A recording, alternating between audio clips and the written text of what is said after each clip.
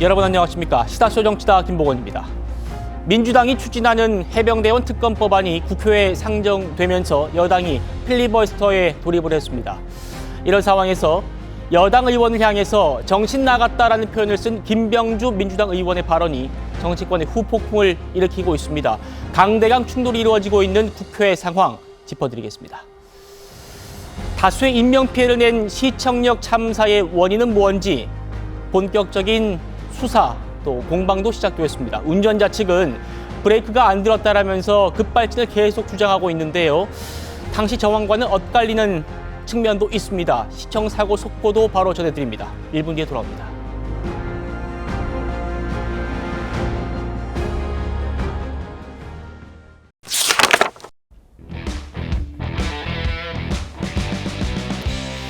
아동학대 혐의를 받는 손흥정 감독이요. 어제 피해자 신분으로 첫 검찰 조사를 받았습니다. 정혁진 변호사님, 일단 검찰이 아동학대 혐의가 있다고 보고 사건을 받은 거 아닙니까? 경찰로부터. 그리고 첫 조사가 이루어진 건데 고소인과 손흥정 감독 측이 지금 굉장히 갈등을 하고 있고 엇갈리는 부분이 많습니다. 주장에. 어느 부분부터 조사를 했을까요? 일단은 그 사건이 접수가 되면요. 고소인 조사부터 합니다. 그래서 왜 어떤 이유로 고발을 갖다가 했는지 그것부터 확인을 한 다음에 그게 어느 정도 그 정리가 되면 그러면은 이제 피고소인을 불러가지고 조사를 하면서 피고소인을 피의자로 입건할지 여부를 확인을 할 텐데 일단은 손흥정 감독도 뭐 일정 정도 뭐 폭언이나 아니면 폭행 같은 것들이 있었다는 것을 인정을 했었던 것 같은데 그런데 중요한 거는 손흥정 감독이 직접적으로 폭행을 하지는 않았던 것 같고요. 그 밑에 있던 코치들이 폭행한 것이 아닌가. 그런데 손흥정 감독은 대신에 약간 험한 말을 한 것은 사실이다. 이런 정도 이야기를 했으니까 네. 과연 이게 법에 저촉되는 정도 수준을 넘어서는 그러한 일들이 벌어졌던 것인지 여부에 대해서 살펴봐야 되는데 이게 일반적인 사건이거든요. 그런데 이 사건은 좀 독특해졌어요. 어떻게 독특해졌느냐?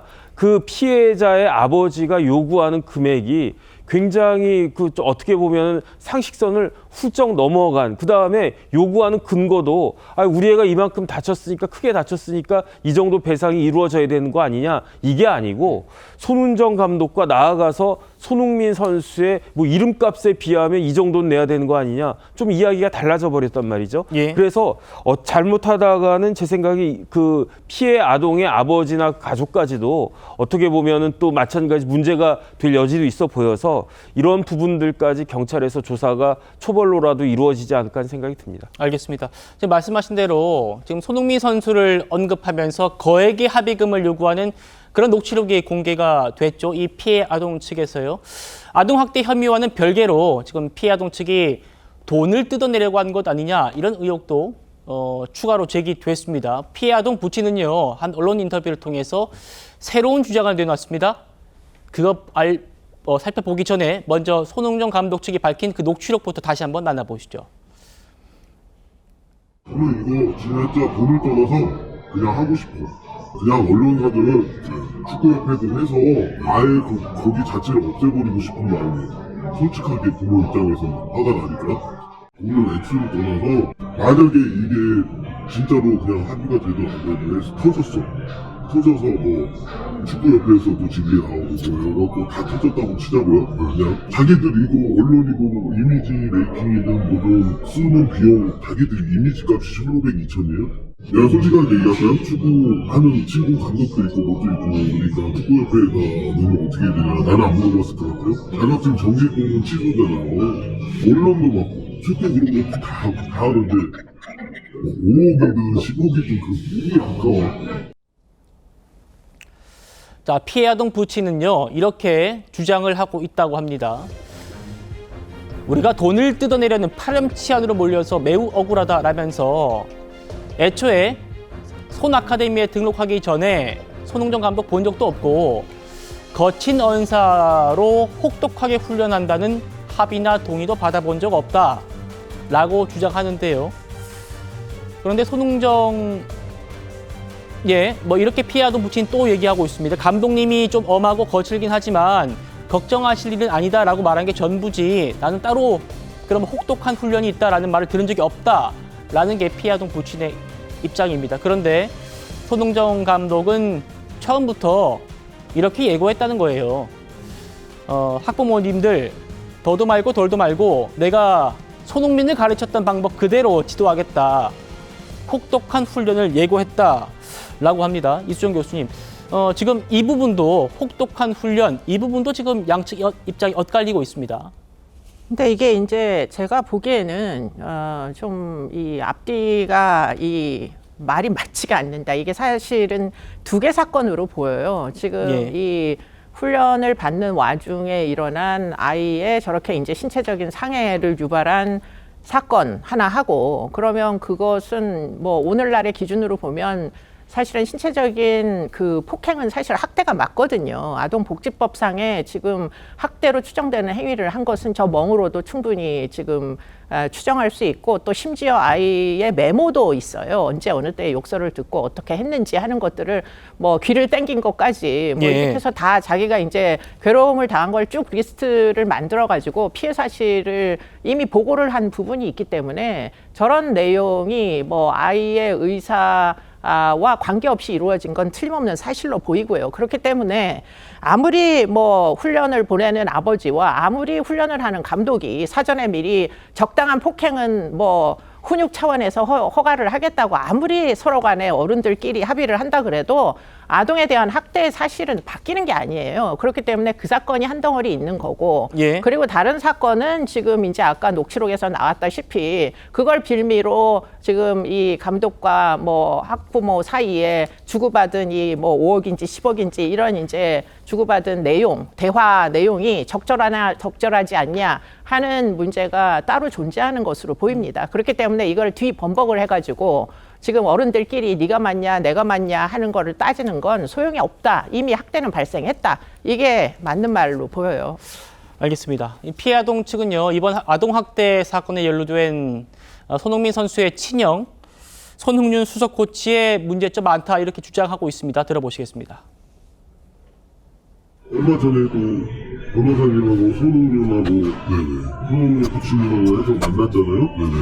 근데 손흥민 코치님 거짓말을 하더라고. 애들이 뭐 욕구라고 뭐를 해서 혼냈다는 식으로 얘기를 하는데, 제 아들은 제 아들이라서가 아니라 욕하고 유혹스러운 애가 아니에요. 되게 순진한 애. 정말로 순진해. 그냥 사과받기에는 본인들이 너무 늦었어요. 이수정 교수님께 한 번 더 여쭤보겠습니다. 그러니까 두 개의 사건 같다. 그러니까 합의금 문제는 일단 따로 떼어서 보고, 지금 검찰이 수사하고 있는 건 아동 학대 혐의, 그러니까 신체적인 학대, 또 정신적인 학대 이런 부분이 있는데, 지금 이거 피해 아동 부친은 정서적인 학대, 정신적인 학대도 있었다라고 계속 주장을 하고 있습니다. 물론 아까 보셨던 그런 혹독한 훈련 하겠다 이런 뭐 손흥정 감독의 얘기가 요구를 해도 된다라는 건 아니겠죠. 가스라이팅 해도 된다 이런 건 아닐 텐데, 어쨌든 피해 아동 부친은 그런 부분이 있었다라고 계속 부각을 하는 것 같아요. 근데 이제 그 신체적인 폭행을 학대로 여기느냐 여기지 않느냐는 뭐 물론 차후에 이제 가름을 해야 되겠지만, 저런 종류의 이제 행위들이 결국은 이 훈련을 하는 와중에 일어난 거는 틀린 얘기는 아닌 것 같아요. 그렇기 때문에 그런 차원에서 보면 저것을 이제 아동학대를 처벌할 수 있는 법률이 두 개 있는데, 아동복지법과 아동학대 처벌법이 있는데, 예. 후자의 경우에는 훨씬 더 엄벌을 하는 내용이고요.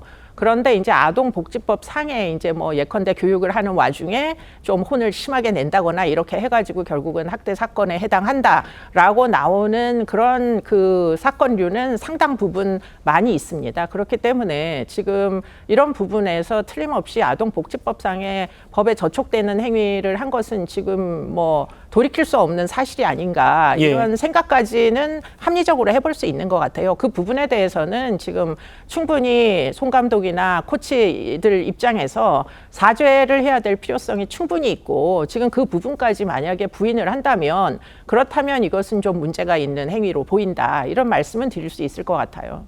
예, 알겠습니다. 자, 지금 또 저희 방송 도중에도 사고 소식이 또 속보 소식이 전해지고 있습니다.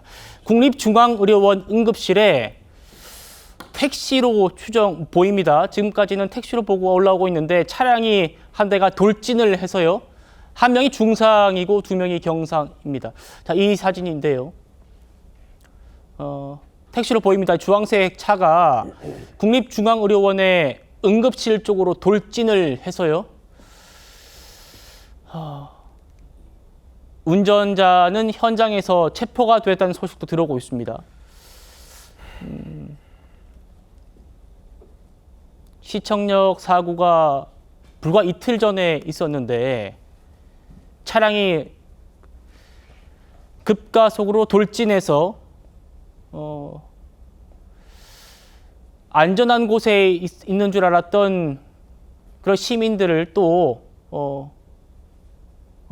가해하는 그런 사고가 또 발생했습니다. 지금 이 운전자가 현장에서 체포됐는데 현장에서 바로 음주 체크를 했대요. 음주 운전은 아닌 걸로 지금 전해지고 있습니다. 다시 한번 말씀드리면요. 국립중앙의료원으로 택시 한 대가 돌진을 했습니다. 여기는 응급실, 지금 보시는 외벽이 지금 외벽이 드러나 있는 저 부분이 응급실 쪽이라고 합니다. 국립중앙의료원 응급실에 차량이 돌진해서 한 명이 중상이고 두 명이 경상을 입었다는 지금 소식이 전해지고 있습니다. 이 지금 택시 운전기사는 70대 운전자로 전해지고 있습니다. 네, 경찰은 지금 추가적으로 정확한 사고 원인을 조사 중이라고 하니까요. 저희가 또 추가로 속보 들어오면 전해드리도록 하겠습니다. 자, 여기까지 하고 저희는 정치권 소식으로 좀 살펴보도록 하겠습니다.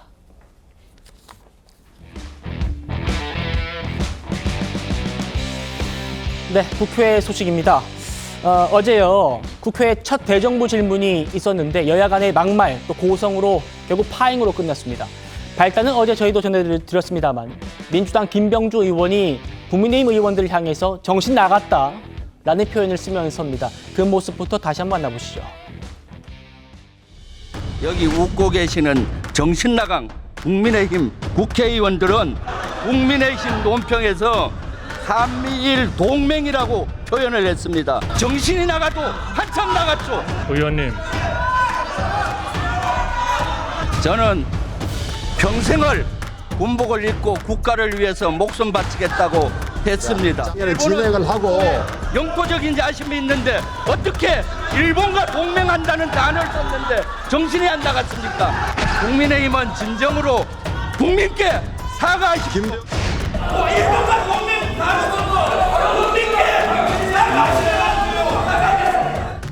사과가 없다면은 저희들이 본회의장에 참여하기가 쉽지 않은 상황이다. 김병주 의원의 진심 어린 동료 의원들에 대한 막말에 대한 사과를 기다리고 있습니다. 자, 일단 방금 저희가 전해드렸던 국립중앙의료원 지금 사건이요. 추가적으로 또 속보가 전해지고 있는데 이 70대 택시기사도 급발진 때문이다라고 주장을 하고 있다고 합니다. 한 명이 중상을 입고 두 명이 경상 입은 이 국립중앙의료원 택시 사고, 이 70대 택시 운전자는 현장에서 음주 조사를 받았는데 음주는 아닌 걸로 지금 드러났고요. 현장에서 체포되면서 급발진이다 라고 주장을 하고 있다고 합니다. 저희 사회부에서 지금 이 사고도 취재하고 있으니까요. 저희 방송 중에 계속해서 속보를 전해드리도록 하겠습니다. 자, 다시 한번 돌아가 보죠. 오늘 국방위 회의가 있었는데 방금 보셨던 이 김병주 의원 여파로 지금 전체 회의가 취소가 됐다고 합니다. 박찬대 민주당 원내대표가 조금 전 본회의에서 이 김병주 의원을 대신해서 유감을 표하겠다라고 밝혔는데 이게 또 국민의힘 의원들을 자극한 모양입니다. 만나보시죠. 어제 국회 본회의 대정부 질문이 파행된 것에 대해 안타깝게 생각하고 유감입니다. 서로 입장이 달라도 상대를 존중하고 거친 언사보다 정제된 모습으로 국회 운영에 임할 수 있기를 바랍니다.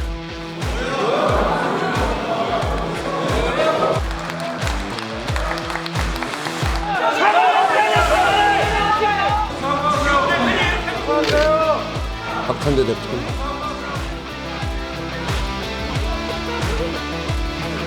네, 박찬대 의원이 발언에 대해서 조금 보완하시겠다고 하니까 어제 대정부 질문 등에 있었던 여러 공방 중에 우리 당 의원의 거친 언사에 대해서 유감을 표하는 바입니다.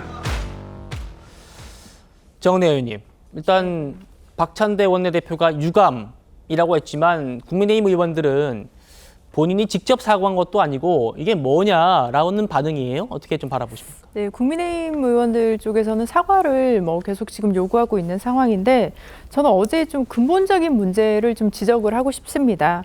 어제 같은 경우는 최상검 특검이 그 본회의에 상정될 예정이었고 그래서 그 대정부 질문이 있었음에도 불구하고 이제 또 국민의힘 쪽에서 이제 또 파행을 하게 된 그런 또 사건이 있는 거죠. 그래서 그런 측면에서 근본적으로 통과돼야 할 법이 통과되지 못하고 지연된 면이 있고요. 그리고 가장 중요한 것은 일본과의 동맹이라는 표현인 거죠. 그래서 이 부분으로 인해서 갈등이 일어나게 된 것인데 대한민국 국민들, 특히 어르신들, 또 보수 쪽에 계신 분들도 우리의 전쟁의 그 참혹함, 그리고 식민지 지배, 그리고 또 일본의 그 과거의 그 만행들에 대해서 너무나 많이 알고 계십니다. 근데 그런 상황 속에서 한미일 동맹은 없다라는 그 김병주 의원의 그런 어떤 정당한 문제 제기가 있었고 거기에 의해서 또 뭐 야유와 고성 또 비방이 굉장히 심하게 있었다고 해요. 그래서 그 본회의장에서 뭐 더 이상 본회의가 진행될 수 없었던 그런 상황이었는데 사실은 그 동맹이라는 개념이 우리가 한미 동맹은 너무나 잘 알고 있지만 일본이 어떤 나라입니까? 지금 우리의 독도를 또 영유권을 주장하고 있는 나라인데 그런 나라와의 동맹을 얘기한다. 이거 자체가 이제 더불어민주당 또 특히 김병주 의원이 사성장군 출신 아니겠습니까? 네. 그래서 본인이 너무나 잘 알고 있기 때문에 그 동맹이라는 표현 자체에 대해서 굉장히 좀 민감하게 또 예민하게 또 반응을 했던 것 같습니다. 알겠습니다. 정혁진 변호사님. 네네. 김병주 의원 본인은 정작 나는 내 눈에 흙이 들어가도 사과 못하겠다라면서 거부하고 있습니다.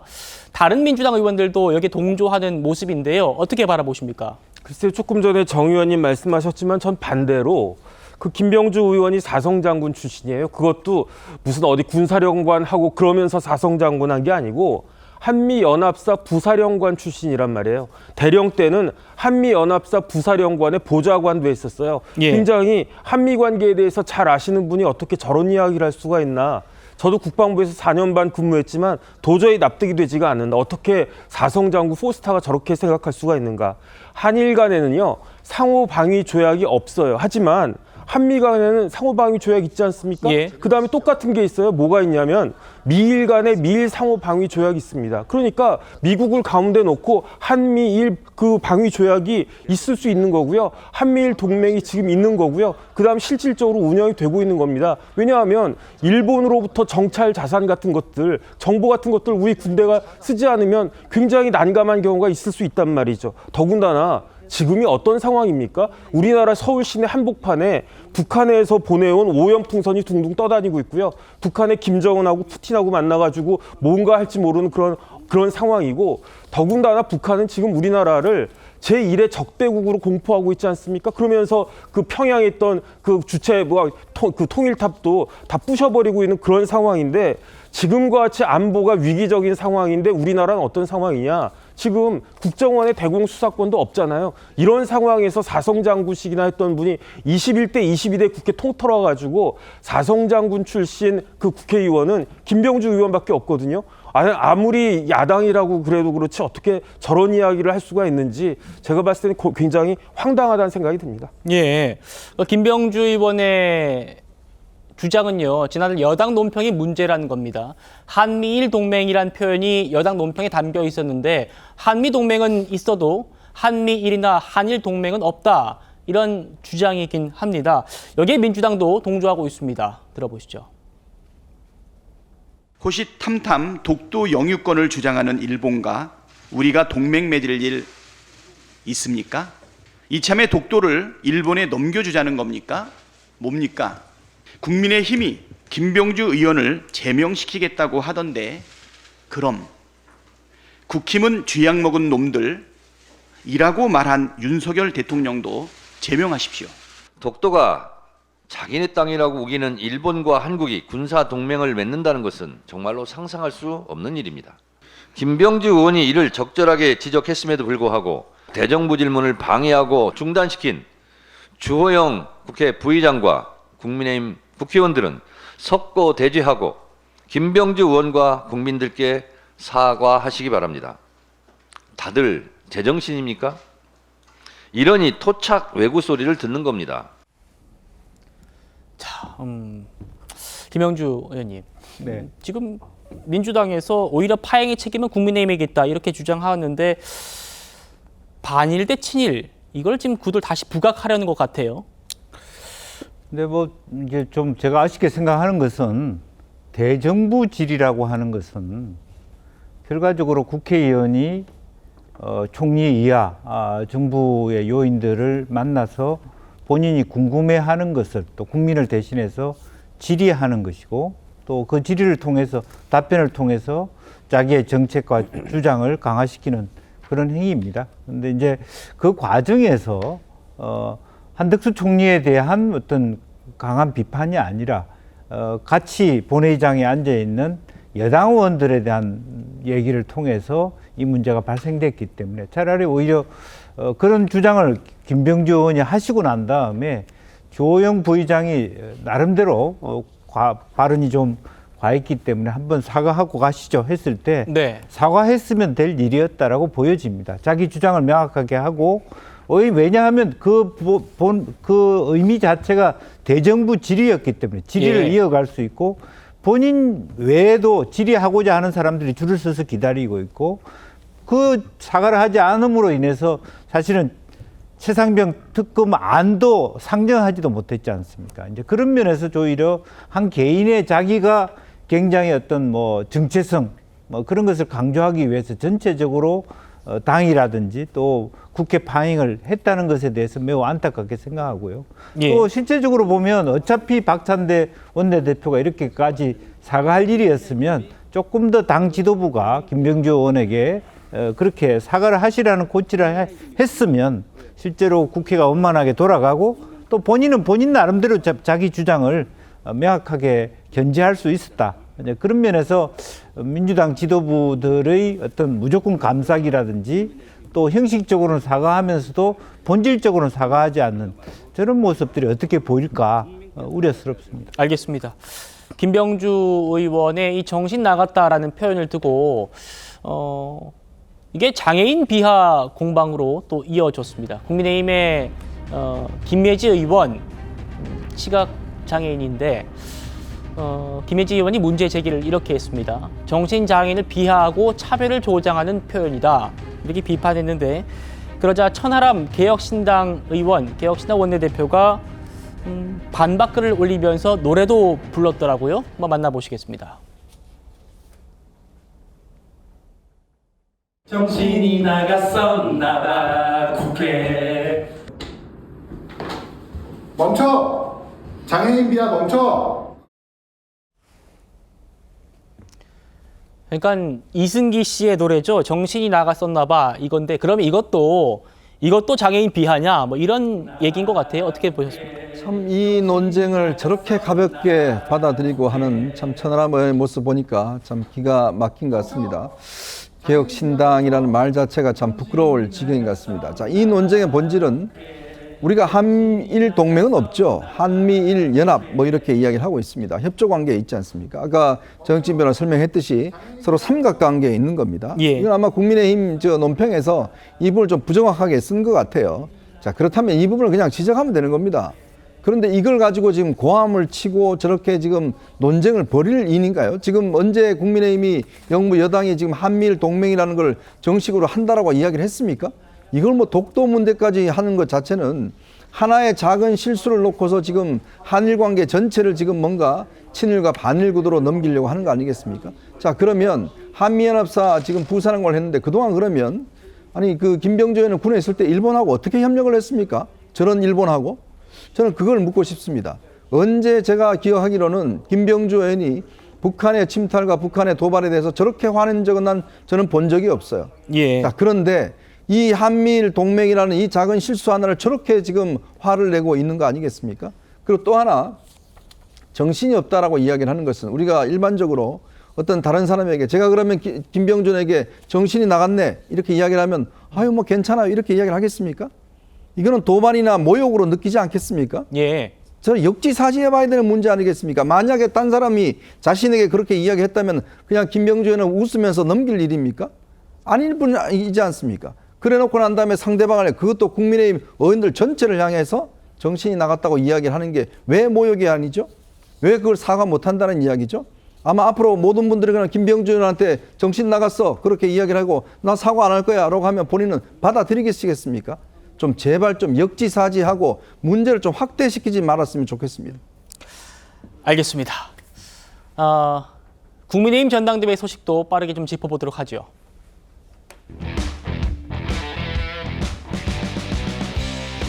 최근 원희룡 후보가 눈에 띄게 한동훈 후보에 대한 압박 수위를 높이고 있죠. 오늘 오전에는 한 라디오 진행자와 설전까지 벌였습니다. 직접 만나보시죠. 거대한이라는 흐름이 바뀌었다 이렇게 보십니까? 아니면은 계속 좀 되는 것 같다 이렇게 보십니까? 원래 없는 거예요. 그 언론이 만든 거잖아요. 우리 김태현 변호사님 원래부터 오래된 한동훈 위원장의 절친인 거 제가 잘 알지만 편파적으로 하면 안 됩니다. 후보님, 저와 한동훈 후보 측과의 있던 어떤 사적 관계와 상관없이 제가 아주 균형 있게 진행하고 있다는 점 말씀드리겠고, 먼저 전국의 주도권을 가져오기 위해서 수정 제안하고 정변 돌파하자 뭐 이런 거 같거든요. 너무 나이브한 생각입니까? 그게 궤변이라는 걸 이미 말씀드렸고요. 진행자님, 예. 한동훈 친구라고 그렇게 하시면 안 돼요. 세미준이 원희룡 후보와 나경원 후보를 단일화시키기 위한 운동에 돌입했다. 맞는 얘기입니까? 그걸 왜 저한테 물으십니까? 우리 한동훈 친구이신 김태현 변호사님은 그런 질문 하지 말아주세요. 자, 제가 평론을 하지 않겠습니다만 일단 진행자가 전반적으로 전당대회 관련 이슈를 물은 것 같아요. 그런데 원 후보가 진행자가 한동훈 절친이어서 편파적이다 이렇게 문제 제기를 한 겁니다. 정혁진 변호사님, 원희룡 후보의 신경이 좀 날카로워져 있다라는 생각도 들고요. 어떻게 좀 들리셨어요? 글쎄요, 저 질문이 그게 특별한 문제가 있어 보이지가 않거든요. 예컨대 김보건 앵커가 저런 질문을 했으면 그러면은 김보건 앵커가 옛날에 그 법무부 출입했었잖아요. 그러니까 법무부 출입했었으니까 한동훈 당시 법무부 장관과 잘 알았을 거고 그러니까 난 대답 못하겠다. 이렇게 이야기한 게 말이 되겠습니까? 제가 봤을 때 내용적으로는 큰 문제가 없고 만약에 김태현 변호사가 진짜로 막 이렇게 유도하면서 한동훈 후보에 대해서 유리한 쪽으로 이야기를 했다. 그러면은 모르겠는데 제가 저 부분만 들어서 그런지 모르겠지만 누가 봐도 저 이야기는 지금 시중에 일반적으로 앵커들이 물어볼 수 있는 사회자가 물어볼 수 있는 그 수준을 벗어난 것 같지 않아 보이는데 그런데 저렇게까지 민감하게 반응하는 것은 굉장히 어떻게 보면은 원희룡 후보가 쫓기고 있는 듯한 그런 이미지를 많은 사람들한테 주기 때문에 오히려 역효과가 나는 것이 아닌가 저는 그런 생각이 듭니다. 예, 정은혜 의원님은 어떻게 보셨어요? 어때요? 저게 한동훈 절친이어서 저렇게 물었다라고 보이시나요? 네, 어떻게 저도, 보십니까? 예, 저 같은 경우는 정당은 다르지만 그럼에도 그래서 저는 방송을 사실 여러 번 다시 봤습니다. 그래서 이게 절친이어서 나온 질문인 건지 아닌 건지. 근데 제가 아무리 몇 번을 다시 들어도 그 진행자의 편파 방송이라고는 전혀 느껴지지 않았거든요.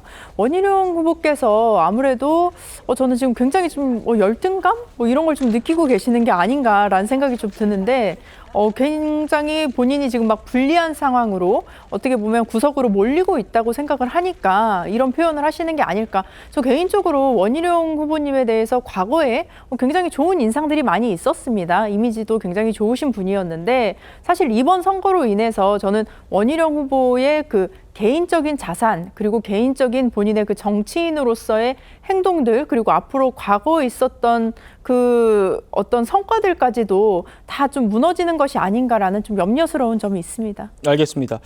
아마 해당 라디오 프로그램에 한동훈 후보가 제일 먼저 라디오 프로그램 중에 제일 먼저 나갔을 거예요. 아마 그런 원 후보의 문제 제기도 그런 데서 근거한 것 아닌가라는 생각도 들긴 합니다만 어쨌든 지금 이게 한동훈의 후보의 친구여서 절친이어서 이런 질문했는가라는 데 대한 논평도 들어봤습니다.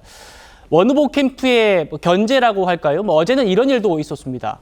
국민의힘 당직자 4명이 중립 의무를 위반했다고 당 선관위에다가 신고를 했습니다. 원 후보 캠프에서요.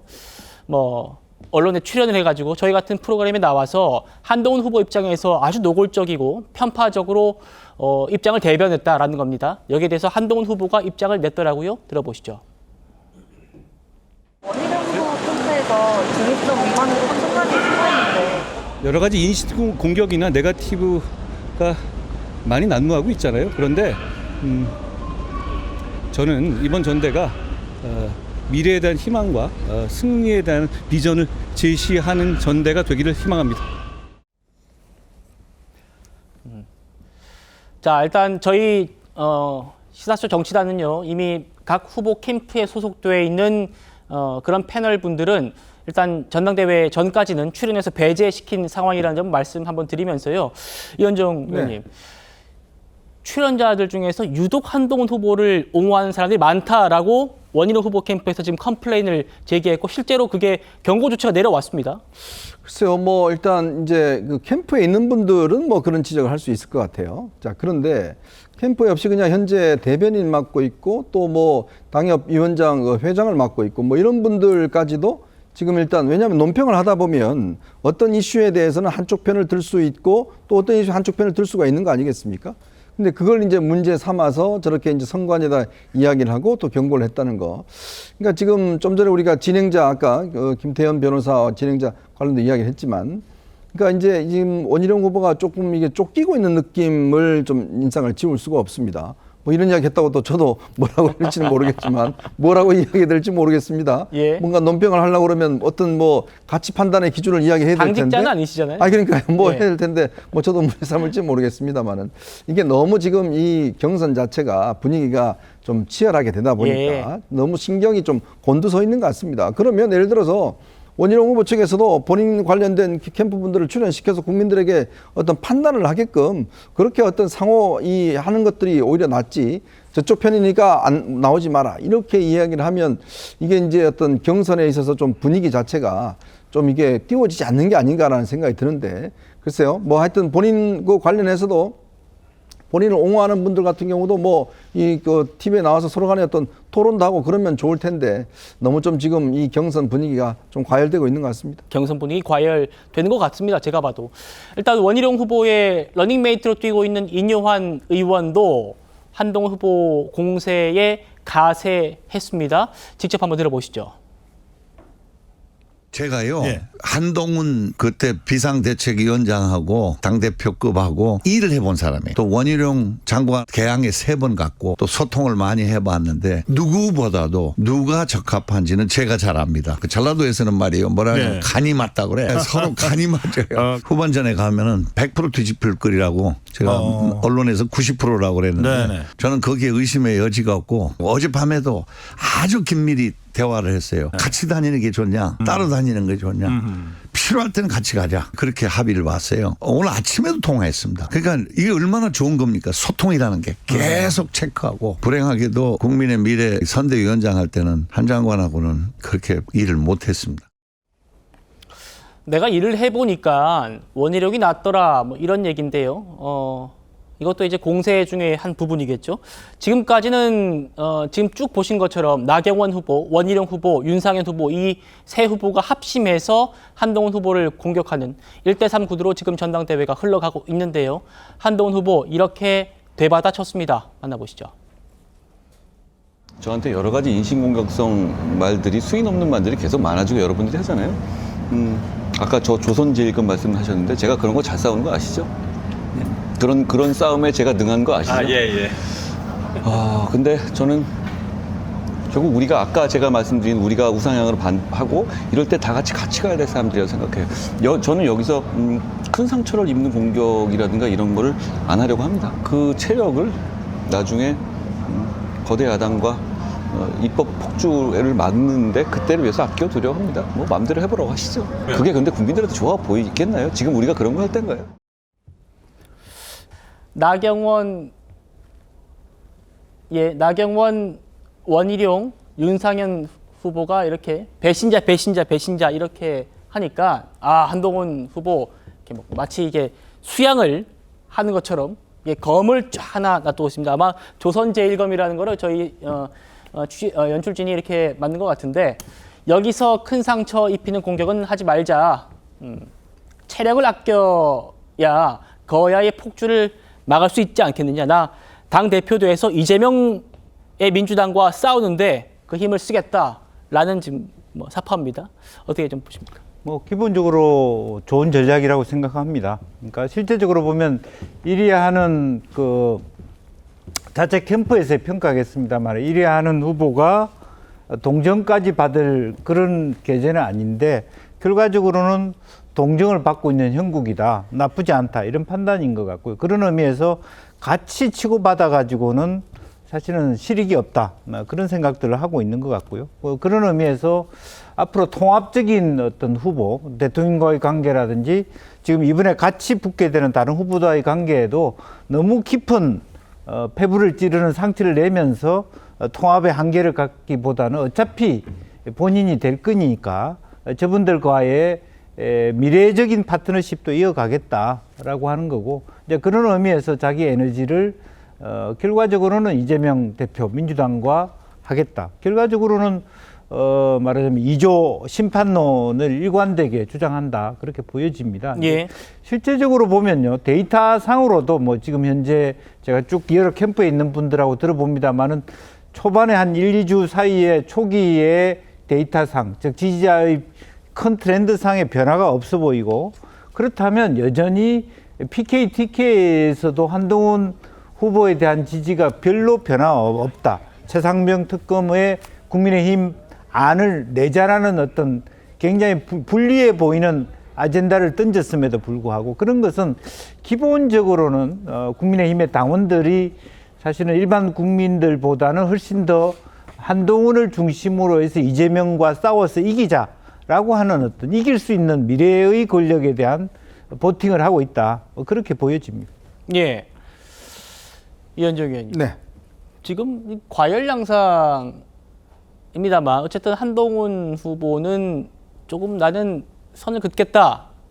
이런 입장인 것 같아요. 어떻게 좀 바라보셨습니까? 그러니까 뭐 한동훈 후보가 아마 어제부터 이제 대응을 하지 않겠다. 그리고 이제 특히 뭐 팩트나 사실관계 이런 부분은 뭐 수정을 하겠지만 어떤 이런 다른 공격에 대해서는 응대를 하지 않겠다라는 것인데 아마 이제 지금 현재 이제 한동훈 후보에 대해서 가지고 있는 여러 가지 어떤 이 당원들의 어떤 이미지가 자칫 이제 이게 너무 치열하게 내부의 어떤 싸움들을 유발을 시키지 않을까? 예. 즉 대통령실과의 또 어떤 갈등을 유발시키지 않을까? 뭐 이런 지금 사실은 의문이 있는 거거든요.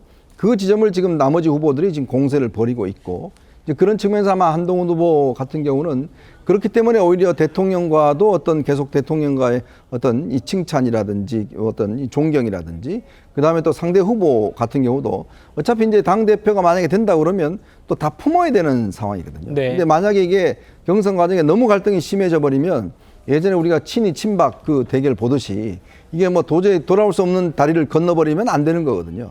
아마 그런 면에서 최대한 일단 공격에 대해서 일단 좀 자제하는 이런 측면으로 일단 가고 있는 것 같습니다. 모르겠습니다. 아마 다음 주부터 TV 토론이 시작되지 않습니까? 그렇죠. 그러면 이 TV 토론에서 어떤 주제로 또 격렬하게 붙을지 하여튼 뭐 그것 자체가 이제 관심인데 아마 현재로서는 1등 후보로서의 어떤 로키, 즉 일단 대응하지 않고 가는 뭐 그런 전략을 일단 쓰고 있고 나머지 후보들은 어쨌든 간에 이 분위기를 좀 반전시켜야 되니까 지금 공세를 굉장히 자극적으로 하고 있는 게 아닌가 하는 생각이 듭니다. 알겠습니다. 일단 1위 후보로서의 그런 로키 전략으로 가고 있는데 아마 지금 이 상황이 토론회에서 다음 주 화요일에 저희 TV조선에서 국민의힘 전당대회 첫 토론회를 합니다. 여기서 아마 또 새로 불이 붙지 않을까 이런 전망까지 해주셨습니다. 예, 1분 뒤에 돌아오겠습니다. 네, 저희는 내일도 오후 5시 10분에 찾아뵙겠습니다. 여러분 고맙습니다.